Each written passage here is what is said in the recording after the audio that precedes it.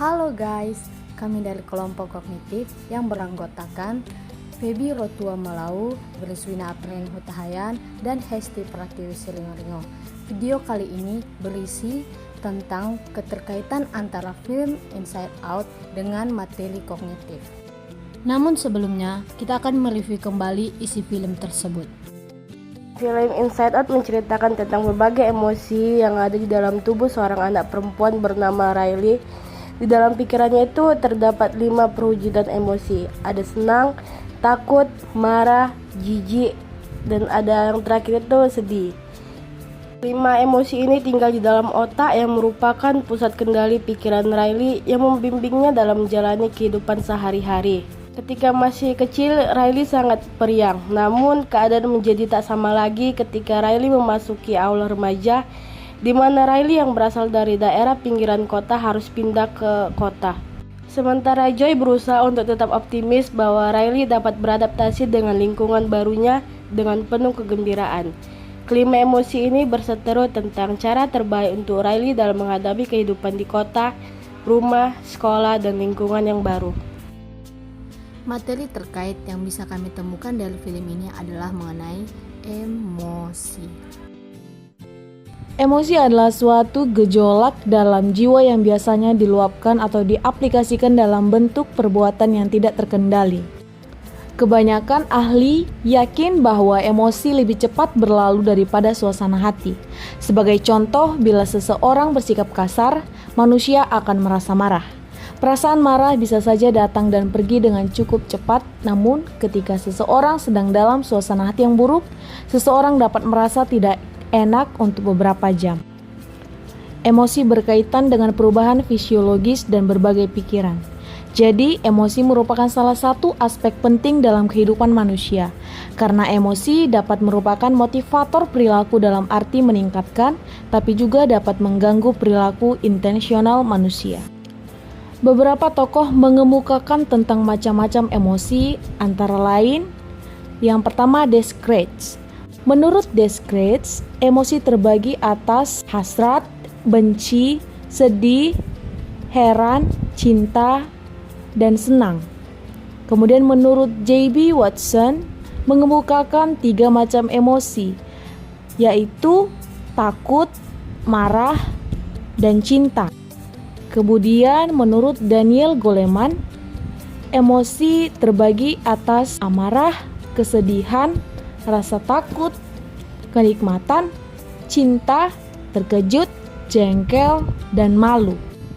Berdasarkan teori-teori di atas, ada 5 hal positif yang bisa diambil dari film ini. Yang pertama, emosi adalah energi pendorong manusia.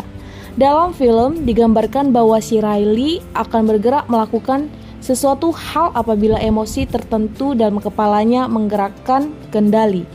Jika si marah yang menggerakkan tuas, maka Riley akan bertindak meledak-ledak yang menunjukkan kemarahan. Jika senang yang mengambil kendali, maka Riley akan bersenang-senang, tertawa, dan bersemangat. Kemudian yang kedua, emosi adalah pesan dari diri kita.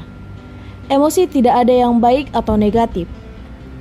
Jadi, emosi sedih bukan sebuah emosi yang perlu disingkirkan dan dijauhi, karena sedih memiliki manfaatnya sendiri. Demikian juga emosi yang lainnya, mereka memiliki manfaatnya masing-masing.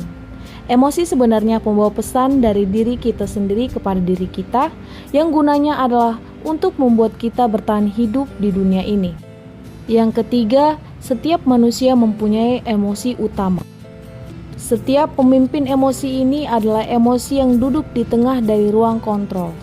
Hal ini terlihat jelas ketika terjadi percakapan antara Riley, ibunya, dan ayahnya di meja makan. Emosi Riley dipimpin oleh senang, ibunya dipimpin oleh sedih, dan ayahnya dipimpin oleh marah. Yang keempat, hati-hati ketika marah memegang kendali hidup kita. Di film, ketika si senang dan sedih terlempar keluar dari ruang kendali, maka tersisa 3 emosi yang mengendalikan Riley. Dari ketiga emosi tersebut, marah yang kemudian menjadi pemimpin dan paling sering mengambil kendali. Tetapi ketika akhirnya marah mulai mengambil alih, kehidupan Riley malah menjadi semakin buruk karena sikap yang ditunjukkan Riley selalu meledak-ledak, kasar, dan bermusuhan dengan orang lain. Hal ini juga berlaku bagi kehidupan kita sehari-hari.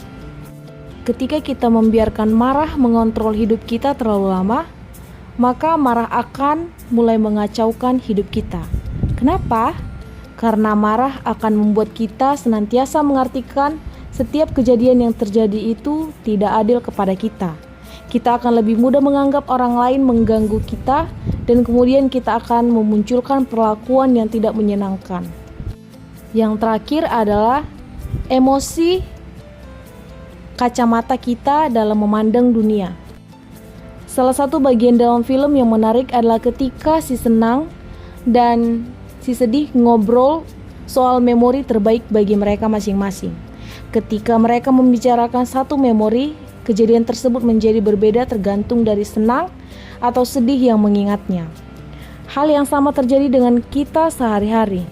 Bagaimana kita mengartikan kejadian yang terjadi pada kita sangat bergantung dengan emosi yang kita rasakan. Ketika kita sedang marah, bercandaan teman akan menjadi sebuah hinaan yang tidak dapat ditoleransi. Saat kita sedang merasa bahagia, kita akan cenderung memiliki pemikiran positif dan optimisme pada masalah-masalah yang kita alami. Oleh karena itu, berhati-hatilah dalam mempercayai apa yang kita pikirkan mengenai suatu kejadian. Sadarlah emosi apa yang sedang memegang kendali, dan sadarlah bagaimana emosi tersebut mempengaruhi bagaimana cara kita memandang satu hal. Oleh karena itu, ada baiknya kita berpikir ulang mengenai suatu kejadian ketika emosi kita berubah, agar kita dapat mengartikan sebuah kejadian dengan lebih netral dan sesuai dengan fakta yang terjadi. Demikian hasil video penjelasan kami, semoga bermanfaat bagi teman-teman yang menonton video ini. Kami mohon maaf apabila ada kesalahan kata di sepanjang video ini. Demikian video kami ucapkan Terima kasih. Ia sing full senyum saya